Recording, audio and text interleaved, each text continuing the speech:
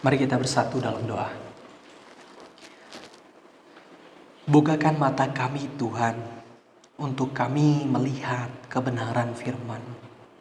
Bukakan telinga kami ya Tuhan, untuk mendengar seruan Injil Tuhan. Dan tolong kami di dalam perenungan pagi hari ini. Mampukan kami untuk boleh mengerti isi hati Tuhan. Pakai hamba-Mu yang penuh dengan kelemahan ini, dapat menyampaikan firman-Mu dengan baik. Terpuji-pujilah nama-Mu Tuhan. Demi Kristus Yesus Tuhan kami berdoa. Amin. Shalom Bapak Ibu Saudara. Ya, puji Tuhan. 1 bulan hampir berlalu ya, di bulan Januari. Itu adalah sebuah anugerah yang Tuhan beri bagi kita. Karena beberapa waktu yang lalu, tanpa kita duga, tanpa kita sadari, waktu itu berlalu begitu saja. Ada yang meninggal, ada yang sakit. Nah, dalam perenungan kali ini Bapak Saudara, satu bagian firman juga yang mau kita renungkan bersama. Sekarang mataku memandang Engkau. Ini adalah sebuah seruan yang disampaikan oleh Ayub. Kita mau buka sama-sama Alkitab kita. Kita buka di dalam Ayub, pasal yang terakhir, pasal 42, ayat yang kedua sampai ayat yang keenam.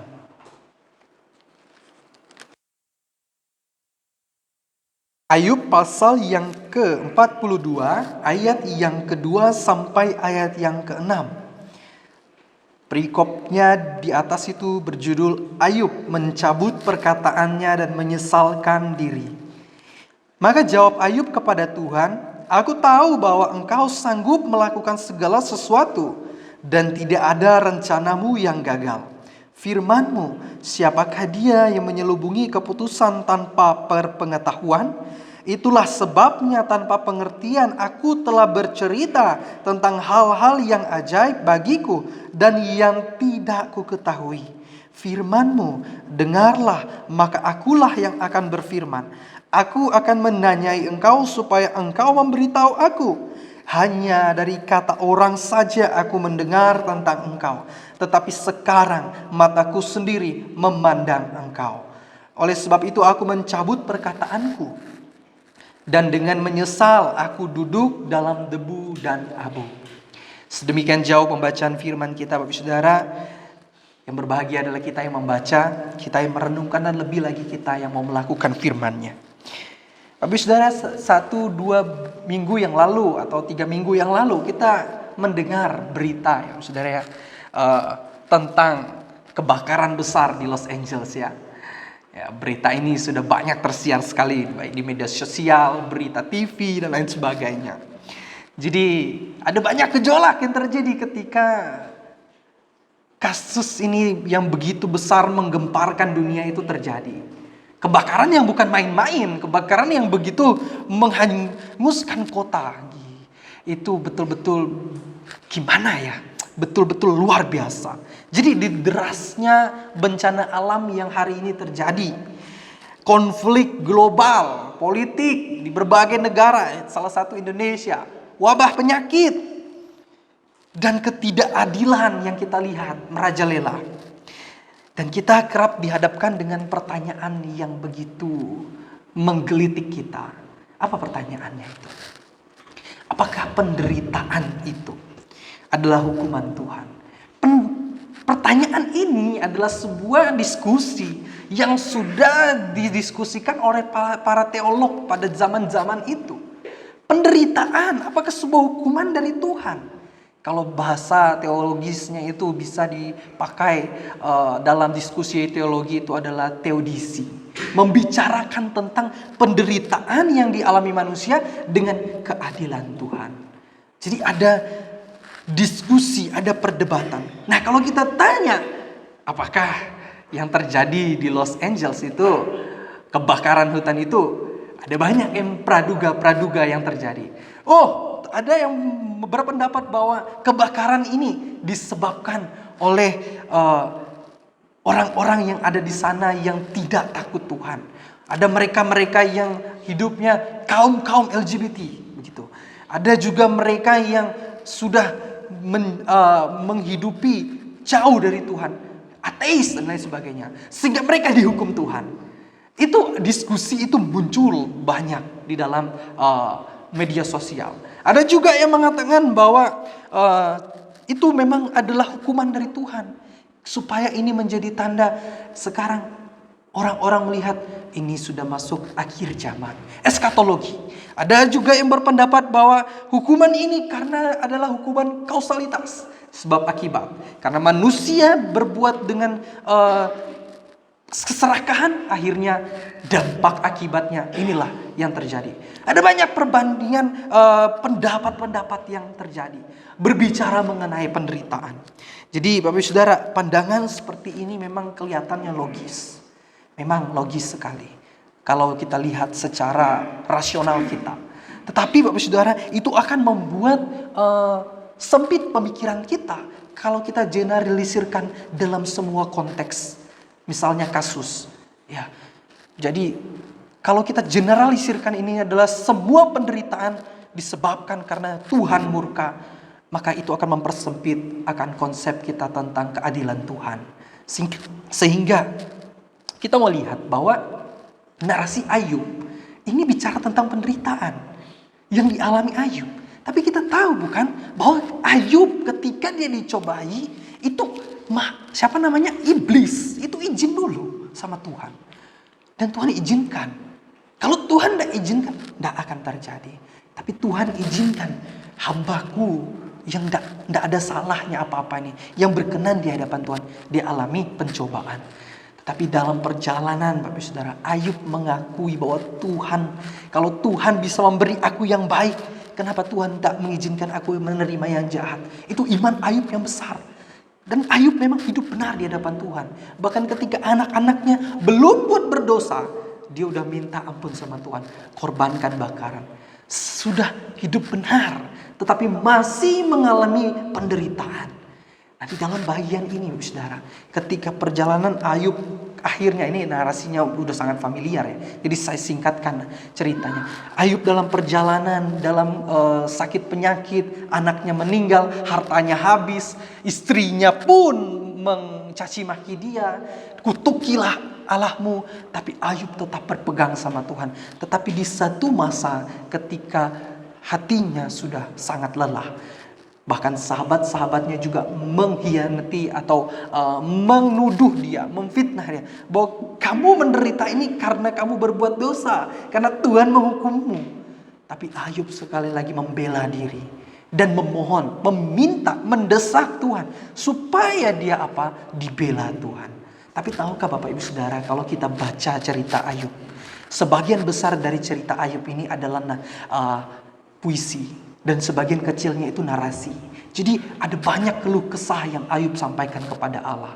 Tetapi dalam semua keluhan itu yang Ayub minta, Tuhan membela dia di tengah penderitaannya. Artinya apa? Dia mau minta supaya Tuhan itu menunjukkan bahwa dia tidak bersalah karena semua penderitaan ini. Tapi karena memang Tuhan beri. Dan tunjukkan sama teman-teman, sama istrinya, sama orang-orang yang melihat dia. Tapi tahukah Bapak Ibu Saudara, kalau kita lihat bahwa Ayub di bagian ini, Ayub sendiri, dia tidak menerima apa yang disampaikan, apa yang dimintanya sama Tuhan. Tidak dia terima ketika dia minta sama Tuhan, dia desak sama Tuhan. Tapi kalau kita lihat di sini, ya, dia merupakan bagian terakhir. Narasinya ini bagian penutup dari kitab Ayub. Ayub memberikan respon terakhir. Jadi sebelum-sebelumnya dia udah berespon tentang apa yang Tuhan bilang. Baik bicara tentang keadilan, baik bicara tentang sakit penyakitnya, baik juga dia bicara tentang teman-temannya. Dan di situ respon Ayub, Bapak Saudara, di dalam pasal yang ke-42 ini, Ayub itu tiba-tiba di akhirnya dia saking lelahnya dengan capeknya penderitaan dia alami, dia mengucapkan sebuah pengakuan bahwa dia sadar Allah itu besar, bahwa dia sadar Allah itu sanggup melakukan segala sesuatu. Dan dikatakan, dan tidak ada rencanamu yang gagal. Jadi sekalipun ada intervensi daripada orang-orang di sekitar Ayub, dan Ayub sendiri mengintervensi rencana Allah itu, tidak ada rencanamu yang gagal. Padahal dia menderita loh. Tapi dia menyadari bahwa penderitaan Tuhan itu diizinkan ia terima. Ada maksud Tuhan. Dan apa maksudnya? Dan dia pun belum mengerti hal itu.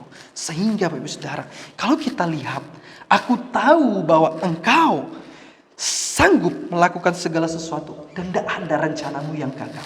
Dan ini berbicara tentang bahwa kata aku tahu. Itu tuh di situ mau menunjukkan bahwa dia tuh sadar, dia tuh paham, dia tuh yakin betul-betul bahwa dirinya itu benar-benar memahami apa yang sudah terjadi dalam hidupnya. Jadi ketika dia menjalani penderitaan itu, ternyata selama ini yang dia ucapkan di hadapan Tuhan itu tidak dia mengerti, tidak dia pahami bahwa penderitaan itu diadakan kepada dia dengan maksud Tuhan. Tanpa Tuhan sebut apa maksudnya. Tapi di satu titik terakhir dia mengerti apa maksud Tuhan itu. Nah kita lihat apa maksudnya. Engkau sanggup katanya. Ini disebut kalau kita bisa katakan bahwa dia memahami bahwa Tuhan itu punya kuasa. Punya kemahakuasaan yang tidak terbatas. Yang tidak bisa dimengerti oleh semua orang. Tetapi di dalam bagian ini Ayub bilang, Tuhan, aku sadar sekali dengan diriku yang sangat-sangat sadar sekali gitu. Bahwa aku tidak tahu tentang Tuhan lebih banyak. Ternyata Tuhan itu maha kuasa.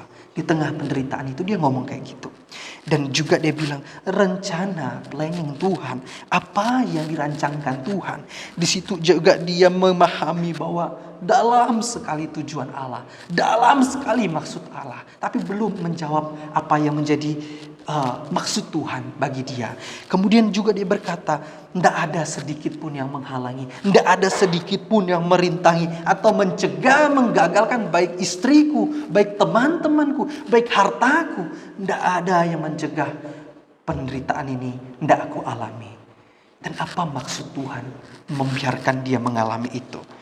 Pada akhirnya di bagian ini Bapak Saudara, ayat ini menunjukkan kepada kita bahwa akhirnya Ayub sadar bahwa Allah itu memiliki kendali yang begitu tidak bisa dikendalikan oleh manusia. Sekalipun dia memahami bahwa ini adalah sebuah kendali yang luar biasa dimiliki Allah. Kedaulatan Allah yang begitu absolut. Sehingga dia mengulangi sesuatu yang harusnya dia udah ketahui. Tetapi ternyata dia belum mengerti dengan benar. Di pasal yang sebelumnya, 38, 39, ayat 40, Ayub itu mengulangi perkataan-perkataannya. Dia mengatakan di bagian ini. Makanya di bagian ini dibilang bukan firman Tuhan berkata, tapi firman-Mu katanya. Jadi Ayub sendiri mengulangi apa yang sudah Allah sampaikan. Siapakah dia yang menyelubungi keputusan tanpa pengetahuan, kata Ayub. Itulah sebabnya aku telah berkata-kata tentang hal yang tidak kupahami. Allah yang terlalu ajaib bagiku dan tidak ku ketahui. Di luar pikiran dia. Apa maksud Tuhan ini? Apa maunya Tuhan ini?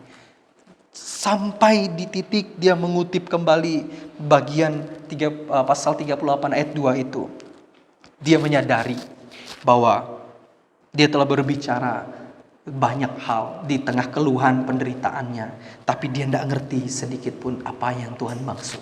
Hikmat Tuhan. Makanya ketika dia diizinkan, dia diizinkan untuk mengalami badai hidup. Ya, kita katakan penderitaan Ayub itu sebagai badai hidup dia. Dia memahami bahwa semua ini memang izin Tuhan. Dia memahami bahwa penderitaan itu Tuhan memang beri untuk dia. Sekalipun dia tahu dia hidup benar di hadapan Tuhan. Tetapi yang menjadi masalahnya Bapak Saudara, di tengah-tengah perjalanan penderitaan yang dia alami, dia berupaya mendesak Tuhan.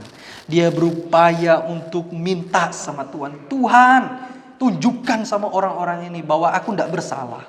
Bahwa aku ini hamba-Mu yang benar. Bahwa aku adalah terjadi karena ini bukan karena kesalahanku, tapi karena Tuhan yang izinkan. Didesak Tuhan. Tapi Bapak Ibu Saudara, tahu enggak? Ketika Bapak Ibu baca ayat yang pasal 38, 39, 40, di situ Allah bukan menjawab pertanyaannya. Tapi Tuhan bilang dengan gambaran kuda Nil, gambaran buaya. Itu bukan jawaban yang Ayub minta. Tapi Tuhan kasih dia gambaran itu untuk membuka pikirannya. Kenapa dia dialami penderitaan ini dan tanpa berdosa, tanpa bersalah sekalipun. Bukan tanpa berdosa ya, tanpa berbuat salah sekalipun. Akhirnya di bagian ini Ayub mulai memahami tidak ada yang terjadi itu di luar kendali Tuhan. Tidak ada, semuanya segala sesuatu itu di luar kendalinya Tuhan. Dan keadilan yang dia tanyakan sama Tuhan, Tuhan di mana keadilanmu? Itu baginya adalah merupakan pertanyaan bodoh. Bagi dia merupakan pertanyaan bodoh. Karena itu, di ayat 3 itu, dia menyesal. Karena mempertanyakan keadilan Tuhan. Sebegitu lancangnya dia di hadapan Tuhan. Dia mempertanyakan keadilan Tuhan. Karena dia merasa dia tidak salah. Wajar aja ya Bapak Ibu Saudara ya. Kalau kita tidak salah, terus kita alami penderitaan, terus kita mau menuntut keadilan, tapi hakim bilang kamu lancang menuntut keadilan. Betapa sakitnya itu bukan? Bahwa keadilan itu tidak kita terima. Tidak bisa kita suarakan. Tapi Allah bilang, kamu lancang meminta keadilan kepadaku. Bahwa akulah yang menciptakan semuanya. Tuhan tidak menjawab itu dengan apa yang Ayub harapkan. Tapi Tuhan ternyata membentuk Ayub lewat situ. Tuhan ternyata memiliki rancangan sendiri dalam memproses Ayub supaya mengenal Tuhan lebih dalam. Salah satunya lewat penderitaan ini. Bapak Saudara, ketika kita juga di dalam situasi hari ini, kita hadapi situasi sulit, ya kita diajak untuk sama-sama merenungkan bahwa Ayub juga demikian. Bahwa Allah yang kita sembah itu sejatinya memang Allah yang berdaulat. Tidak ada sedikit pun manusia yang layak mengintervensi kedaulatan dia. Atau menggugat kedaulatan dia, keadilan dia. Serahkan semua kekhawatiran katanya. Ayub pun demikian. Dia diminta supaya dia tetap kuat. Tapi karena dia sebagai manusia yang menyadari Tuhan aku tidak buat salah. Dia meminta, menuntut keadilan di hadapan Tuhan. Tapi Tuhan di situ justru menghajar dia. Supaya dia tidak menuntut, tidak mempertanyakan keadilannya Tuhan. Kenapa Tuhan? Pada akhirnya dia yang dibentuk. Sehingga di bagian ini kita lihat Ayub sadar.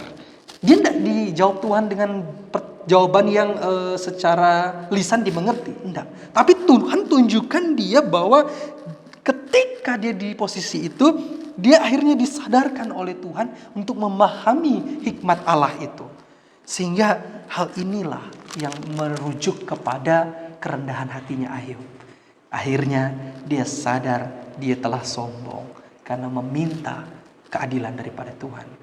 Secara manusia wajar aja ya Bapak Saudara. Tapi ketika kita menuntut Tuhan, maka Tuhan tidak akan mau goyahkan apa yang menjadi kedaulatan dia. Karena dia Allah yang absolut dalam kuasanya tadi. Hal itu pun membuat Ayub menjadi terenyuh. Sehingga di dalam ayat 2, ayat 3 itu, Ayub menyadari dia sangat-sangat terbatas. Dia sangat-sangat lemah. Dan disitulah dia bilang, titik kerendahan hatinya dia mengaku di hadapan Tuhan bahwa dia telah berdosa. Tidak ada yang dilakukan Ayub berbuat yang keji di mata Tuhan. Tetapi ketika di situasi itu Tuhan bentuk dia. Karena dia hanya mempertanyakan keadilan Tuhan. Tidak ada yang salah dari Ayub. Bukan dia tidak berdosa. Tidak ada yang salah yang tidak berkenan di hadapan Tuhan dalam dirinya. Tapi ketika di situasi itu, titik terendah dia mempertanyakan kedaulatan Tuhan. Disitulah akhirnya Tuhan menunjukkan dia bahwa kamu tuh tidak ada apa-apanya. Sehingga Ayub pun tunduk dan memohon ampun di hadapan Tuhan. Tidak ada jawaban yang Tuhan beri kepada Ayub yang memuaskan hati Ayub. Tapi itu membentuk Ayub sendiri. untuk betul-betul mempercayakan dan melihat kuasa Tuhan itu sendiri dengan mata kepalanya. Tapi saudara, sehingga ada perubahan cara pandang. Ada perubahan cara pandang di sini ya. Sehingga ketika Ayub dijawab dengan demikian oleh Allah, Ayub akhirnya merubah cara berpikirnya tentang melihat Tuhan. Jadi bukan dia seketika melihat Tuhan, sebelumnya dia tidak lihat Tuhan, tapi sekarang dia tiba-tiba lihat muka Tuhan. Enggak. Tapi bukan itu yang diubah oleh Tuhan. Cara dia memandang Tuhan. Bagaimana sebelumnya dia mendengar dari orang, kini dia akhirnya memandang Tuhan dengan pengalamannya sendiri. Nah, pengalaman yang Ayub langsung terima sendiri melalui penderitaannya itu. Makanya di ayat 5 dia bilang kan, hanya dari kata orang saja aku mendengar tentang engkau. Tetapi sekarang mataku sendiri memandang engkau. Jadi dulu ketika kita tahu bahwa narasi Ayub, dia tuh percaya kepada Allah itu bukan karena dia alami Tuhan. Tapi karena dia dengar dari cerita-cerita perjanjian lama. Dia dengar bahwa Allah yang itu tuh lewat orang-orang yang ada. Ya misionaris, para penginjil-penginjil yang ada pada saat itu. Sehingga dia percaya kepada Tuhan dan hidup benar di hadapan Tuhan. Tetapi ketika dia dihadapkan dengan satu ini, ayat ini itu Bapak Saudara, ada dua. Ya, kalau sering kita bandingkan mendengar dan melihat dan mendengar. Nah, jadi di sini itu kalimat itu tuh ada sebuah transformasi yang sudah dialami Ayub. Walaupun kita baca sekilas ini kayak biasa, tapi ada transformasi yang sedang dialami dia. Sebelumnya dia hanya kenal Allah yang hanya lewat ajaran, lewat tradisi, ya dia menyembahkan persembahan untuk pertobatan, tetapi melalui penderitaan ini dia mengalami sebuah perubahan. Dia mengalami sebuah perjumpaan dengan Tuhan dan dia memiliki pengalaman pribadi itu. Makanya di ayat itu dia ngomong katanya yang dipakai ya, karena kata kerja di situ ada dua. Kata kerjanya di situ mendengar dan melihat. Kata mendengar itu tuh dia memahami pengenalannya itu sebelumnya dia kenal Tuhan itu hanya lewat mendengar, tidak langsung, tidak berjumpa dengan Tuhan langsung. Dia mendengar dari orang lain lewat tradisinya. Tetapi ketika dia ngomong, aku melihat sendiri, dia memandang sendiri. Itu tuh melampaui jadi penglihatan secara fisik. Memandang, melihat secara fisik bukan. Tetapi mengacu kepada mindsetnya dia. Perubahan berpikirnya dia tentang Tuhan yang selama ini ia definisikan. Jadi banyak kita mendefinisikan Tuhan itu sesuai dengan apa yang kita tahu tentang Tuhan. Dan Ayub waktu itu belum mengalami Tuhan, dia hanya mendengar tentang Tuhan, tetapi dia hidup taat. Tapi Tuhan rubah 180 derajat hidupnya, sehingga dari yang dia mendengar, akhirnya dia melihat sendiri, memandang Tuhan sendiri. Dan bahkan dia menyadari betapa bobroknya dia, tidak layaknya, sebetapa kecilnya pemahaman dia tentang Tuhan. Sehingga Bapak Saudara, kita mau lihat bahwa inilah tadi yang saya katakan bahwa ini mencerminkan sebuah transformasi yang Ayub alami. Dia mengatakan dirinya dulunya kenal Allah itu lewat ajaran tradisi. Tapi lewat penderitaan dia alami sebuah perubahan. Dia mengalami sebuah pengalaman dengan Tuhan. Jadi dia tidak hanya ketemu dengan Tuhan itu hanya lewat teori. Lewat semacam pelajaran, semacam pengajaran begitu saja. Tetapi dia mengalami Tuhan secara langsung lewat hidupnya. Ada pengalaman iman dengan Tuhan yang ia alami. Sehingga kita bisa pahami bahwa dia mengenal Allah secara konsep.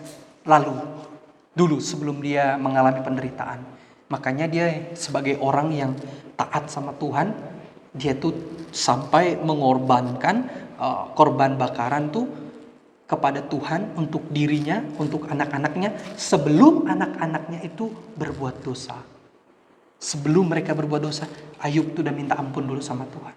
Saking dia menghormati Tuhan, dia sadar dirinya pasti punya kelemahan, sehingga hidupnya mau kudus di hadapan Tuhan. Tetapi Tuhan melihat bahwa Ayub belum mengalami Tuhan, sehingga dia diizinkan Tuhan untuk mengalami Tuhan. jadilah penderitaan itu padanya. Sehingga Bapak Saudara, apa yang bisa kita lihat dari sini? Ayat 6 di situ dia berkabung bahasanya, dia berduka. Dia menunjukkan bahwa pengenalan akan Tuhan yang selama ini dia sudah hidupi dengan punya anak, punya harta kekayaan yang Tuhan beri. Dia pun belum mengenal Tuhan dengan sejati, dengan baik, dengan benar. Ternyata ada yang belum dia pahami tentang Tuhan. Sehingga dia pun bertobat. Pengakuan pertobatannya adalah bentuk daripada penerimaannya terhadap penderitaannya itu. Jadi dia menerima dirinya menderita, dan ini adalah bentukan Tuhan dalam diri Ayub. Akhirnya kita lihat Ayub menyatakan pertobatannya. Pengalaman dia akan Tuhan membuatnya melihat keberdosaan dan ketidaksempurnaan dirinya. Dia menyadari bahwa ia telah bersikap terlalu sombong dan tidak memahami rencana Allah. Siapa kita yang sebagai manusia mampu menyelami pikiran Allah? Kalau kita mampu menyelami pikiran Allah, jatuhnya kita akan sombong. Pasti itu. Sehingga Allah menghajar Ayub sedemikian. Sehingga iman yang sejati itu lahir dari ketika kita melihat Allah menjadi pribadi yang kita alami. Bukan sekedar konsep yang kita dengar. Jadi Allah bukan hanya konsep tentang Tuhan, tapi Allah itu adalah pribadi yang harus kita alami dalam hidup kita. Sehingga transformasi Ayub ini adalah sebuah pengenalan akan Allah. Jadi sangat ruwet ya cara Tuhan ya Bapak Ibu ya. Dia mau buat Ayub itu bisa kenal dia aja dengan lebih dalam lewat penderitaan yang begitu dalam. Kenapa dia demikian? Karena memang hidupnya ketika dia di dunia itu, dia tidak melakukan sesuatu yang jahat di mata Tuhan. Kudus dia, berkenan di hadapan Tuhan. Makanya Tuhan cobain dia, izinkan dia alami penderitaan yang 180 balik gini, dia alami, membentuk dia semakin mengenal, memandang Tuhan. Dan transformasi inilah yang dia alami. Dan langsung membuat dia menjadi mengerti. Pertobatan dia menjadi sebuah teladan bahwa pengenalan sejati akan Allah itu tentu membawa perubahan hidup. Tapi saudara, kita bisa juga refleksikan dalam hidup kita. Kita seringkali hanya mengenal Allah sebagai penyedia berkat. Kita memahami bahwa Allah sebagai Allah yang luar biasa, maha kuasa. Tetapi ketika menghadapi penderitaan, ketika kita menghadapi susah dan titik terendah, disitulah Tuhan pada saatnya dia mau kita belajar mengenal dia sebagai penyelamat dan menghibur sejati. Mungkin ini terdengar konyol Bapak Saudara, karena tidak relate ketika kita mengalami sesuatu hidup yang begitu terpuruk, dan di saat titik terpuruk itu kita mau maki-maki hidup kita. Itu adalah sebuah fakta yang terjadi. Tetapi di dalam semuanya itu, kita diajar hari ini untuk kita melihat penderitaan itu sebagai jalan, sebagai sarana Tuhan untuk membentuk kita. Hal yang demikian juga terjadi bagi mereka yang ada di Los Angeles. Bukan hanya semata karena menghukum mereka karena mereka berdosa. Manusia sudah jatuh dalam dosa sejak pada mulanya. Dan hukuman dosa itu pasti maut. Tetapi ketika Tuhan izinkan insiden-insiden itu terjadi, Tuhan punya rencana sendiri bagi tempat itu. Dan tempat kita juga demikian. Dan bagi pribadi kita juga demikian. Sehingga Bapak Saudara, hal yang Tuhan minta bagi kita adalah pertobatan. Dari cara hidup kita yang lama, cara kita memandang Allah, dan kepada kita memandang Tuhan itu. Tuhan mau kita punya cara pandang yang benar di hadapannya. Sehingga Bapak Saudara, kita lihat iman yang sejati itu lahir ketika Allah menjadi pribadi yang kita alami tadi. Bukan sekedar konsep yang kita dengar. Jadi Tuhan itu bukan konsep, dia pun adalah pribadi yang perlu kita alami. Salah satu buku yang saya juga sudah baca ya, menjadi bacaan saya ketika berproses dalam perjalanan. Saya tuh baca buku Experiencing God itu. Mengalami Tuhan yang ditulis oleh Richard Blackaby itu kalau nggak salah. Di situ juga dia ngomong bahwa di dalam kita belajar mengikut Tuhan, memang sangat disarankan kita belajar tentang firman Tuhan. Tetapi jangan hanya sampai kita belajar firman Tuhan tetapi tidak mengalami Tuhan. Itu juga sama dengan kosong. Sehingga Tuhan membentuk setiap orang melalui pengalaman hidupnya dengan Tuhan. Jadi kita nggak perlu berpaling muka kalau Tuhan juga mengadakan hal yang sama kepada kita atau mengadakan sama kepada hal yang lainnya. Mungkin barangkali sudah berapa puluh tahun lumpuh, tapi Tuhan sembuhkan lewat satu mujizat. Masa kita bilang itu bukan sebuah kuasa daripada Tuhan? Kita mungkin tidak bisa meyakini 100%, tetapi kita memahami bahwa Tuhan kita adalah Allah yang berdaulat. Dia sanggup melakukan segala sesuatu sesuai kehendaknya. Sehingga hal-hal demikian kita perlu pahami bahwa sesuatu terjadi bisa aja terjadi. Tapi semuanya terjadi itu membentuk kita secara pribadi semakin mengenal Dia. Itu yang terjadi dalam perjalanan iman Ayub. Sehingga kita bisa belajar bahwa penderitaan itu bisa Tuhan pakai untuk menjadi jembatan. Jembatan untuk kita bisa semakin mengenal Dia. Mengenal Tuhan yang kita sembah. Kita seringkali hanya kenal Allah sebagai penyedia berkat ya ini tadi. Tapi melalui penderitaan kita belajar mengenal Dia sebagai penyelamat. Pertobatan Ayub juga menuntun kita untuk memiliki sikap hidup yang rendah hati. Jadi kadangkala memang secara realitas, secara manusia ketika dihadapi perhadapkan dengan sebagian kecil penderitaan, kadangkala kita mengeluh sama Tuhan, kita menuntut Tuhan untuk melakukan A, melakukan B. Sehingga kalau enggak dilakukan, enggak terjadi, kita kadang marah. Marah dengan diri, kadang marah sama Tuhan. Itu menunjukkan bahwa tak ada kerendahan hati. Sehingga ini adalah sebuah bagian yang tak terpisahkan dalam proses hidup seseorang mengikut Tuhan. Pasti akan alami penderitaan.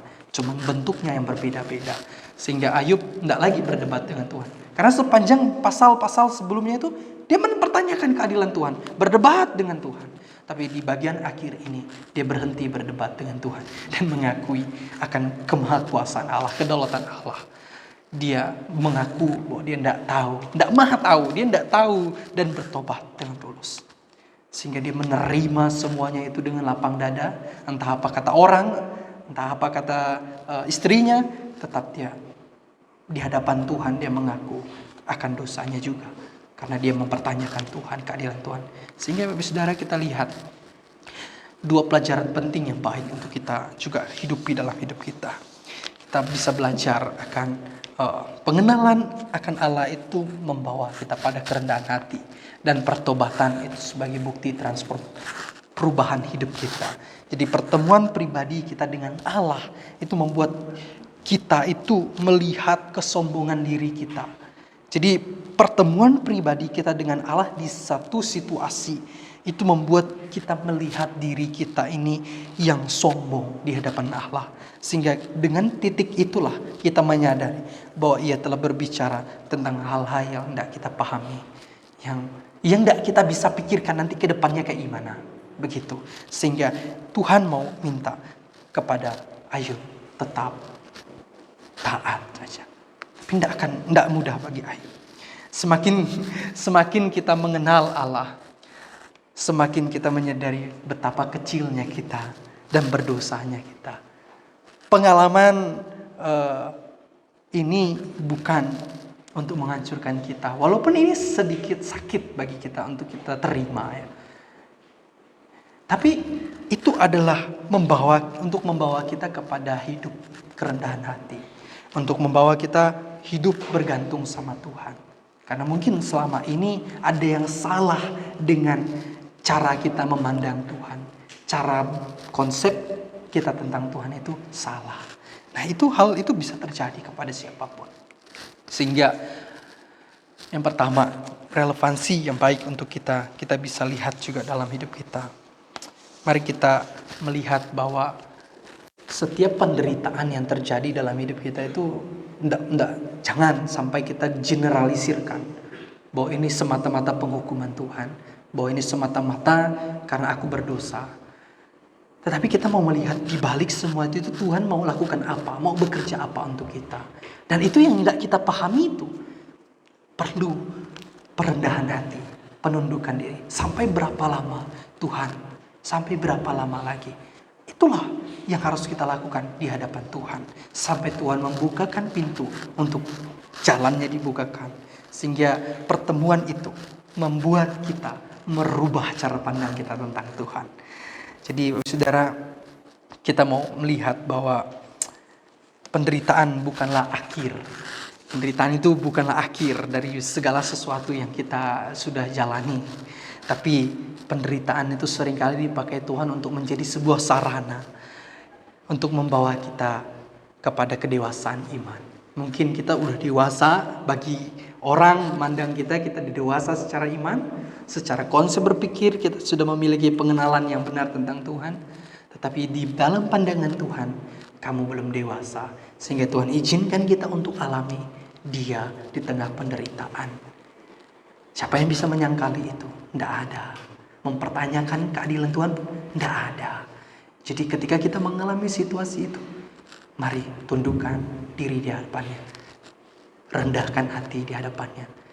Tuhan pasti akan bukakan jalan. Demikianlah yang dialami Ayub. Dia membangun kembali hubungan pribadi dengan Tuhan. Dia mempraktikkan pertobatannya itu di dalam hidupnya. Bahkan anak istrinya yang sudah meninggal, istrinya yang menduakan dia karena dia berpaling daripada Tuhan. Tapi kita lihat satu persatu Tuhan berkata di dalam ayat yang ke-7 sampai 14. Ayub dipulihkan. Teman-temannya bertobat, mengaku ampun kepada Tuhan karena telah menghina atau menjudge si Ayub bahwa dia berdosa.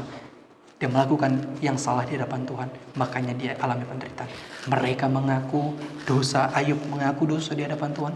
Dia membangun konsep berpikir dengan, dulu aku mendengar tentang engkau, tapi sekarang aku bisa memandang engkau dengan mataku sendiri. Itulah titik di mana perubahan hidup Ayub terjadi. Dan kita lihat Ayub alami perubahan hidup 2 kali lipat daripada sebelumnya. Itu adalah bagian daripada proses Ayub. Dan siapkah kita untuk alami hal yang serupa dalam proses perjalanan kita ikut Tuhan? Saudara, mari kita pegang teguh. Hati yang bertobat adalah hati yang siap dibentuk Allah. Jadi tidak mempertanyakan apa yang menjadi kedaulatan Allah, tetapi rendahkan hati, ikuti apa yang Tuhan mau kita kerjakan, bertobat di hadapannya. Nah, itu membentuk kita, membentuk cara pandang kita. Dan dia mengajarkan kita juga bahwa iman sejati lahir dari pengalaman pribadi dengan Allah. Penderitaan yang dialami Ayub bukanlah akhir, melainkan permulaan dari hubungannya yang lebih intim lagi dengan Tuhan. Sebagai orang percaya, kita juga diajak untuk terus memperbaharui pengenalan kita dengan Tuhan. Pertumbuhan dalam iman, kerendahan hati, dan hidup dalam pertobatan yang nyata. Itulah lingkaran hidup yang harus kita jalani di dalam kita mengikut Tuhan. Tanpa itu kita di luar Tuhan. Kita alami penderitaan itu dengan konsep berpikir yang salah tentang Tuhan. Sehingga mari kita rendahkan hati kita. Memang tidak mudah menerima keadilan Tuhan. Memang inilah yang menjadi perdebatan banyak orang selama ini. Tapi Bapak Ibu Saudara, hal ini harus siap dialami siapapun. Jadi sebuah kebenaran yang menyakitkan yang harus kita terima. Bahwa Allah itu menyediakan penderitaan tentu untuk membentuk setiap orang. Dia akan membentuk setiap orang yang hidupnya dia pakai, dia pilih. Dan itu ya hal yang harus kita juga kuatkan dalam hati kita. Bagaimana Ayub alami. Tapi saudara, mari kita juga berjalan dengan Tuhan dalam hidup kita. Terus kuat ya, menghadapi gejolak kehidupan yang ada. Tetap teguh, andalkan Dia, rendahkan hati, hidup dalam pertobatan setiap hari. Kiranya Tuhan memberkati kita. Mari kita berdoa. Bapa kami menaikkan doa di hadapan Tuhan. Di tengah keterbatasan kami berpikir, di tengah keterbatasan kami memiliki cara pandang di hadapan Tuhan. Siapa Allah yang kami kenal? Kerap kali